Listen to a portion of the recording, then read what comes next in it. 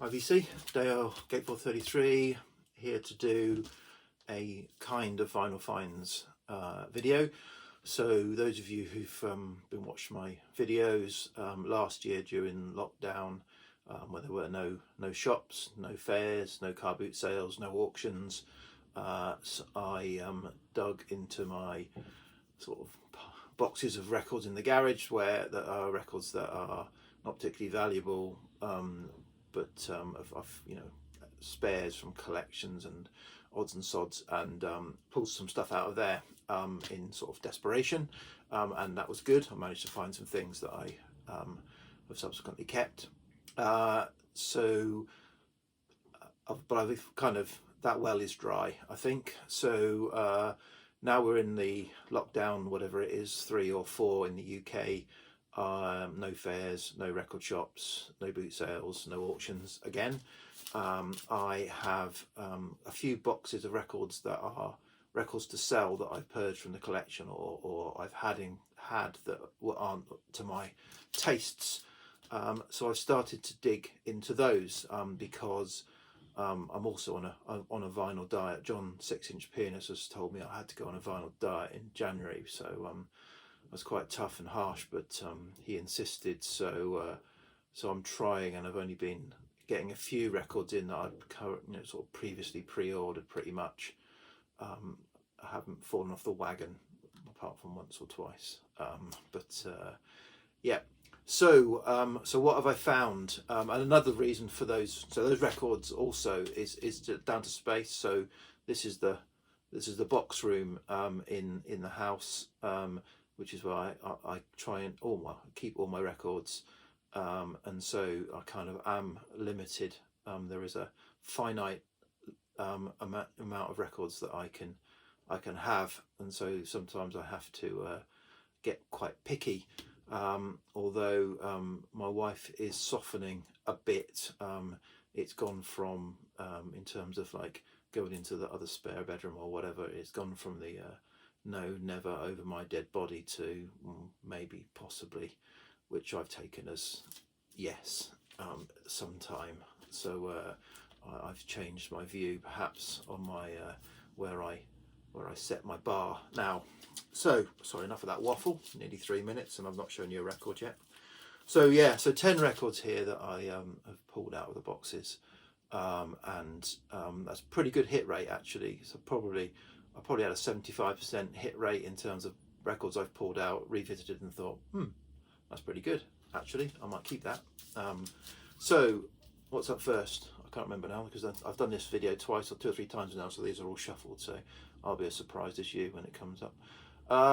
So Bo Hansen, A Lord of the Rings, or music inspired by the Lord of the Rings, isn't it? Yeah, so Scandinavian sort of jazz guitarist, instrumental. This I've got Magician's Hat, which is good. This is good. It's a little bit more kind of sits in the background rather than jumps into your foreground of your mind, but yeah, it was enjoyable, pleasant music to play. I played it I think one morning before work, and enjoyed it. So back in the collection, it's on the Hatta Charisma label, which you can't see because I'm not putting it in the camera. So that's that. Next up, Electric Light Orchestra, El Dorado. So yeah, I've got a few ELO records. I think Face the Music and New World Record are my favourites, and I would always reach for them, but I've got some of their others as well, and my wife quite likes some of the later ones. This one for some reason kind of didn't make either mark, and so dropped out, but gave it another listen, and even my wife came in and said, oh, that's good. So yeah, so Can't Get You Out of My Head is probably the most familiar. It's yeah, it's an okay ELO album. Similar vein. So a lot of these, I said, are sort of mid-table records. So this is Renaissance or Renaissance. I'm not sure how they say it. Novella. So I've got again several of their albums. For some reason, this one was chopped, but on listening to it, it's a nice solid album. I don't know why it's no better or no worse than some of the others I've kept. So Annie Haslam's voice is fine. It's nice music. It's typical of the band. So yeah, and it's a really nice copy of this. So back in the collection. Next up is Dave Mason, Alone Together. So this is Dave Mason of Traffic. This is on the Harvest. This is our first UK press with the gimmick cover. And yeah, good album. I don't know why I've purged a number of albums from solo albums from members of Traffic, and then when you go back and revisit them and you kind of look at the players and you realise it's, you know, it's almost a Traffic album, and I love Traffic, so why purge it? I mean, this is the vinyl itself is a bit crackly in places, but it plays nicely. It's a solid VG, if you like. Yeah, back in the collection. Dave Mason, did I say Nick Mason? I can't remember if I did. Dave Mason, Alone Together. What we got next? Pogues, and Hell's Ditch.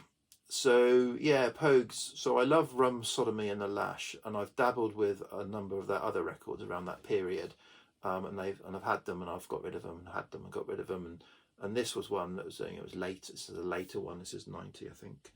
Yeah, 90. Yeah, it's okay. Again, you know, if I lower the bar a bit, it's a nice album.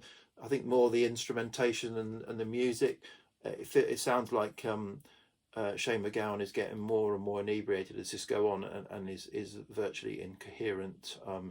Sort of partway through the album, you just cannot, you know, hear what he's going on about, hear what he's trying to sing. But yeah, but enjoyable, quite enjoyable. Sort of Pogues type album. This next one, I'm not sure why I ever purged it. So this is Crusaders Chain Reaction. This is just a really solid Crusaders funk album. Yeah, really enjoyed it. Don't know what I was thinking. It's had a few goes as well before it got purged. So obviously I was just not in the mood the times I played it before. But yeah, enjoyed that. Another one that's been on the fence several times and has been in and out is the Groundhogs split. I really want to like the Groundhogs, but there's something about the singer's voice that just doesn't quite chime. It's a little bit like Family, and therefore, you know, if I'm not in the right mood, this doesn't do it for me. But I must have been in the right mood because I actually quite enjoyed this when I played it again. So this is the first UK press, really nice copy again I got from a fair a few years ago, several years ago. As I said, it's been on, you know, in and out, but luckily no one's bought it because it's now back in.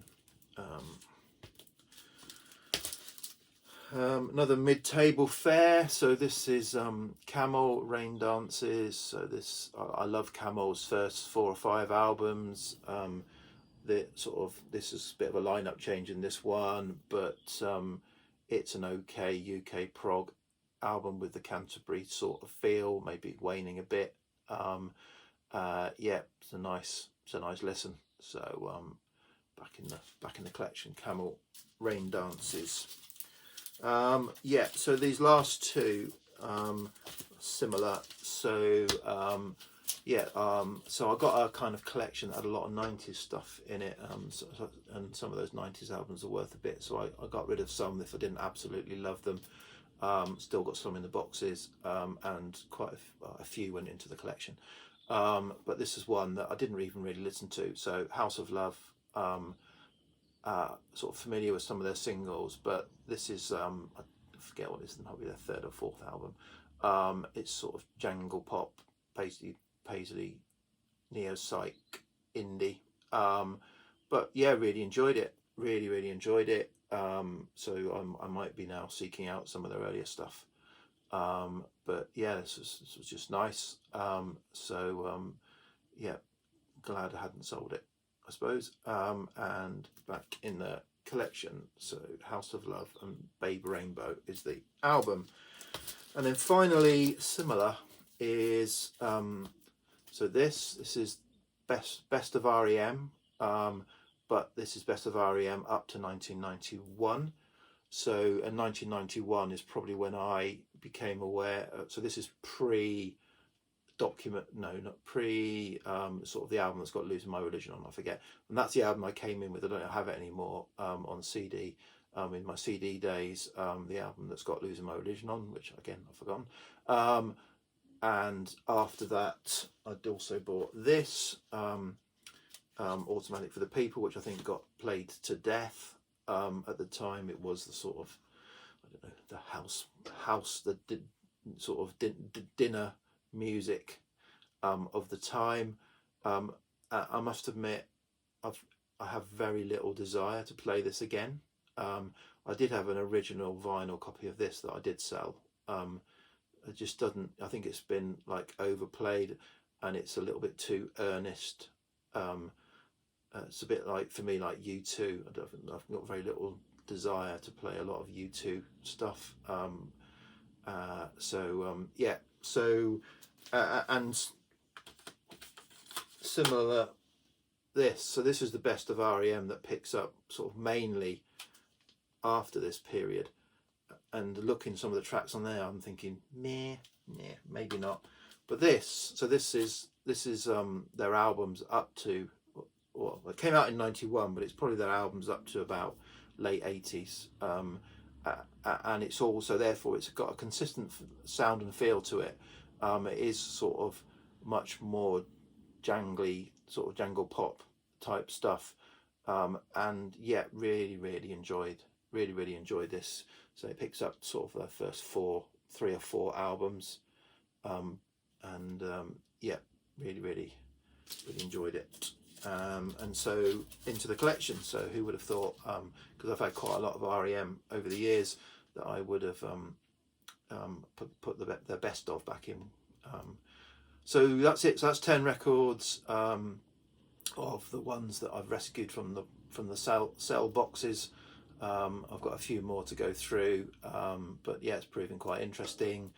Yeah, now I just need to work on my wife to get that new Expedit into the spare room, and then I can go crazy when the record shop's open, when the fair's open, when the boot sales start again, which heaven knows when that is. But I hope you're all fine in these mad times, and I'll probably be back with another video quite soon. I've got a few other things to show, but yeah, cheers VC, bye.